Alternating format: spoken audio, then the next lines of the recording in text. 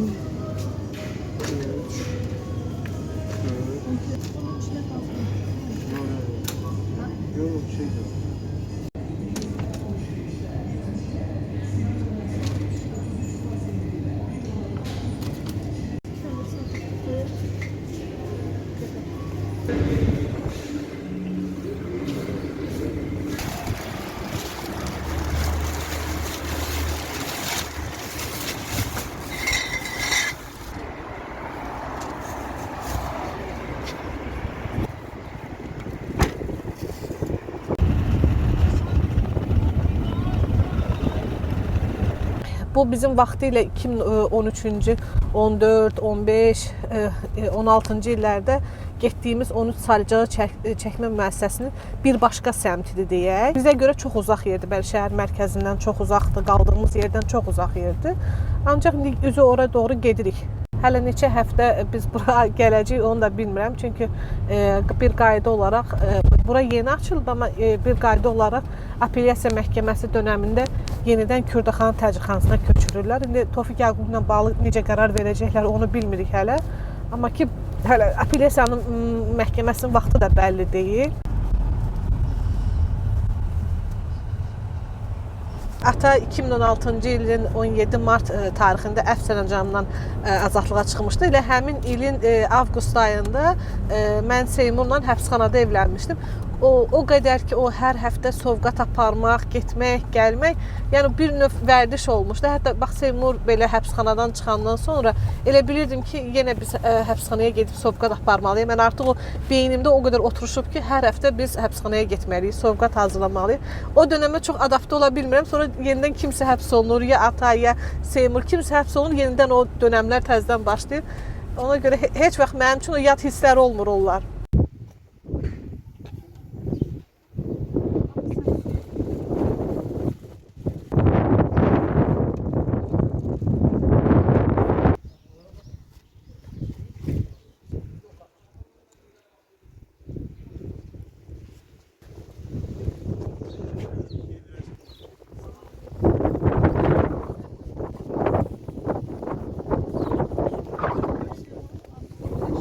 Bugün 6 aprel bizim görüş günümüz idi ata ilə. Gəldik, görüşdük. Bilirsiniz ki, bugün acılığının 6-cı günüdür və bugün hansı mənzərə ilə qarşılayacağımızı bilmirdik, amma bugün görüşdük.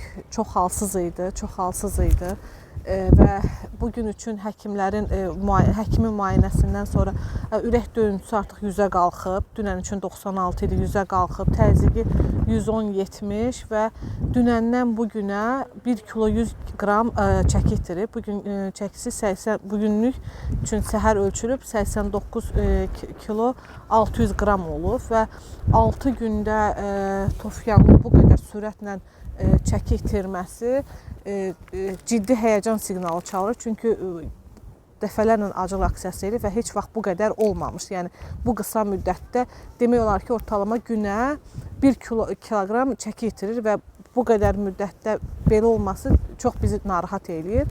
sözsüz ki, bu onun həm yaşından əlaqəlidir, həm o dedim ki, səhhətindəki olan ciddi problemlərlə əlaqəlidir, həm də ki, bu artıq onun birinci acılıq aksiyası deyil. Bu sadəcə bugün özünlə danışdıq 5-ci acılıq aksiyası, amma 2020-ci ildən bu yana son 4, yəni bu 5 ildə 4-cü acılıq aksiyasıdır və sözsüz ki, bu cavan orqanizm deyil, yaşı cavan deyil və bunun səhhətinə təsirsiz ötüşmür.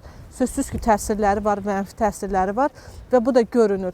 Hər gün səhər qeyd elədi ki, həkim gəlir onun çəkisini ölçür, ürək döyüntülərini yoxlayır. Hətta müəssisə belə özü narahat olub ki, yəni bir günə, hər günə bu qədər çəkin itməsi, hətta başqa bir tərəzi gətiriblər ki, yenidən bir başqa tərəzidə yoxlayaq ki, bəlkə da yəni bu qədər olmaz. Yəni eyni şey onda da göstərib və bizim üçün də həqiqətən çox ciddi narahatlıq yaradır bu vəziyyət. Və onu da bildirdilər ki, düzdür, saxlama şəraitinin heç bir şikayəti yoxdur, hər şey yaxşıdır, ona qarşı münasibətdə, şərait də yaxşıdır. Ancaq sözsüz ki, mən düşünürəm ki, bu bir də Tofiq Yaqubluya əlavə təzyiq kimidir ki, acılıq eləyən adamın kamerasına gündə 3 dəfə yeməyin gətirilməsi və o kameraya qoyulması ki, bəlkə Tofiq Yaqublu yeməkdir də, istərsiniz ac insandır və yeməyi də qoyurlar, yeməyin iyi vurar, adam acdır, birdən meyllənər, çəkir, meyli istəyər və yemək yer. Bu da düşünürəm ki, bu da yuxarıdan gəlmiş bir tapşırıqdır ki, acılıq eləyən adam Tofiq Yaqublu'nun hər gün, gündə 3 dəfə kamerasına yemək aparılıb qoyulması. Deyir, yemək gətirirlər, o stolun üstündə durur, sonra 2-3 saatdan sonra götürürlər, sonra günorta yeməyə vaxtı gəlirsə onu qoyurlar. Yenə o 2-3 saat qalır o stolun üstündə, təzədən onu götürürlər, bir də axşam vaxtı gətirirlər. Sözsüz ki, bu əlavə bir təzyiqdir, yəni ki, ona hesablanmış bir şeydir ki, Tofiq Yaqublu'nun iradəsini sındıra bilərlər, amma məncə Tofiq Yaqublu bu məsələdə kifayət qədər sözünü demiş, qətiyyətli bir siyasətçidir və dəfələrlə sübut edib ki, belə şeylərlə onu sındırmaq olmaz və bildirir ki, fikrində, qərarında çox qətidir, geri dönmək, heç bir halda geri dönmək bir yolu yoxdur. Ya azadlıq, ya ölüm. Yəni, onun bu şeydə bildirdiyi ya azadlıq olacaq, ya ölüm olacaq. Və yanvar ayının 19-undan da vəkil Nemət Kərimli apellyasiya məhkəməsinə müraciət edilib, amma hələ apellyasiya məhkəməsinin vaxtı təyin olunmuyor. Yəni 15 gün müddəti məhkəmə təyin olunmalıdır, amma demək olar ki 9 gün qalıb artıq. Yəni, hələ məhkəmənin vaxtı təyin olunmuyor, hansı hakim çıxacaq o bəlli deyil. İndi bəlkə gələn həftə içində bu müəyyən ola bilər, amma düşünürəm ki, hakimiyyət də ən azı bir son mərhələyə qədər Tofiq Yaqublu'nu bir sınamaq istəyir ki, görək nə qədər tutacaq, amma bu gedişlə getsə biz Tofiq Yaqublu'nu tezini itirə bilərik. Çünki orqanizm sabah necə davranacaq, necə reaksiya verəcək, biz onu bilmirik. Sözsüz ki, bu ucqar bir yerdə olan bir həbsxanadır və mən özüm də çəkib paylaşmışdım ki, Bakının ən ucqar yerlərində kimsəsiz bir yerdə yerləşir və Tofiq Yaqubluya bir şey olsa, burada onu müdaxilə edəcək bir həkim heyəti yoxdur. Yəni, müəssisələrdə nə qədər peşəkar həkimlər olur və yaxud da ki, burada sadəcə elə təzyiq ölçmək, saturasiya ölçmək və yaxud da ki, bu tip şeylərlə həkimlər məşğul olurlar, amma ona həyatı təhlükə bir şey olsa, müdaxilə edəcək heç bir, yəni ciddi bir həkim şeyi yoxdur. Kadrı yoxdur burada. Bu da bir yandan narahatlıqdır bizim üçün. Sözsüz ki, mülki həkimin olması çox önəmlidir ki, onun ürəyi, o gəlib baxsın, eləsin. Yoxsa ki, bu həbsxana şəraitində bu cür davam eləsə, bizim üçün bilmirik ki, nə olacaq. Sözsüz ki, nəticələr pisə doğru gedir və hər an pis bir şeylə qarşılaşa bilərik. Bu bizi çox narahat edir.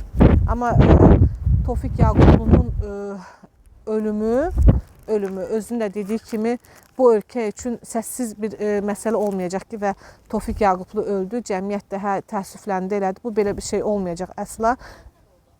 Əgər Tofiq Yaqublu'nun başına bir şey gəlsə, bu ölkədə ciddi səs-küyə və dirənişə səbəb olacaq və o dirənişin başlanğıcı olacaq. Tofiq Yaqublu'nun cəmiyyətə mesajı odur ki, mən möhkəməm, iradəliyəm, sona qədər davam eləyəcəm.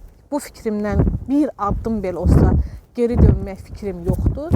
Yəni, Azərbaycan hakimiyyəti qərar verməlidir. Ya mənim azadlığıma, ya mənim ölümümə. Mən 9 il həbsxanada qalmayacağam. Yəni, ölməkdirsə, elə o ölümü bəri başdan özüm öz qərarımla verirəm.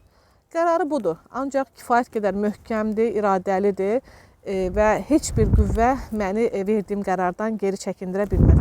Hətta görüşdə belə mən belə atama acılıq aksiyasını dayandır deməmişəm. Dəfələrlə atama acılıq aksiyası eləyib və heç vaxt da deməmişəm. Çünki bu onun qərarıdır. Ailə olaraq onun qərarına sayğı göstəririk, onun mübarizəsinə sayğı göstəririk və düşünürəm ki, Tofiq Yaqublu kifayət qədər haqlıdır, şərlənib və buna da etiraz edir. Ölkədə hüquq olmadığı üçün Tofiq Yaqublu son çarə kimi acılıq aksiyasına Çox təəssüf ki, vəziyyət bu yerə qədər gəlib çıxıb.